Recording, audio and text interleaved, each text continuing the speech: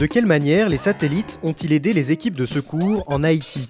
Comment écouter le cœur d'un cosmonaute en impesanteur? Quel regard un spécialiste de l'espace porte-t-il sur le film Avatar? Soyez les bienvenus, c'est le journal de l'espace. «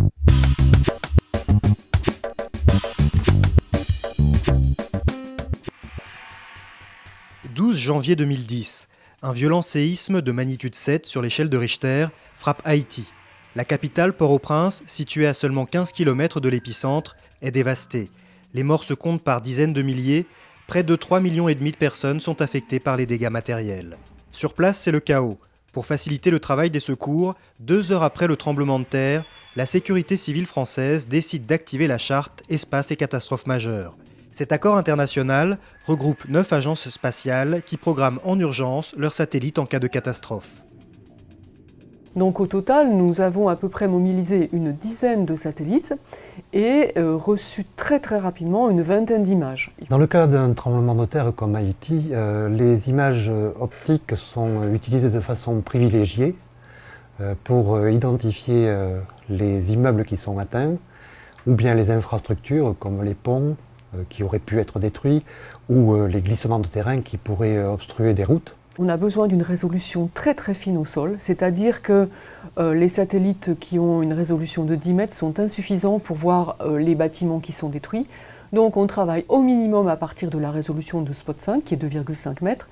Et évidemment, les satellites commerciaux américains qui ont une résolution inférieure à 1 mètre sont les plus utiles.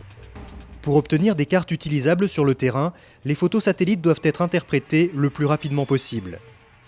Le photo-interprète identifie les bâtiments qui sont impactés et la nature des dégâts. Et on identifie par pâté de maison la densité d'immeubles effondrés.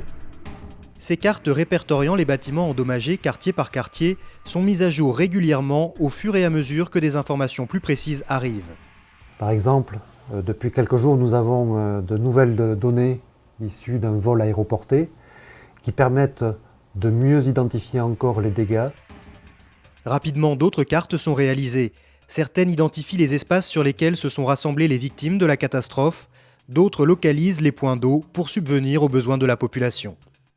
Un autre type d'image peut également être utilisé pour étudier les déformations du terrain, les images radars.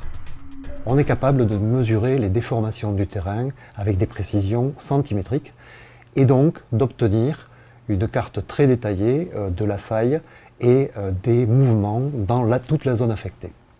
Cette utilisation est plutôt scientifique et elle vient plutôt dans un deuxième temps.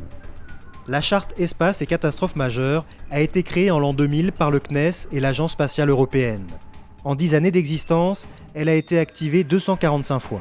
Parmi les activations les plus importantes que la charte a eu à traiter, il y a bien sûr le tsunami en 2004 en Asie, les tremblements de terre de Bam en Iran, de Boumerdès en Algérie, plus récemment le Sichuan en Chine, les tempêtes en Birmanie en 2008 et par exemple les feux de forêt en Australie en janvier 2009 qui ont détruit une grande partie de la forêt en Australie.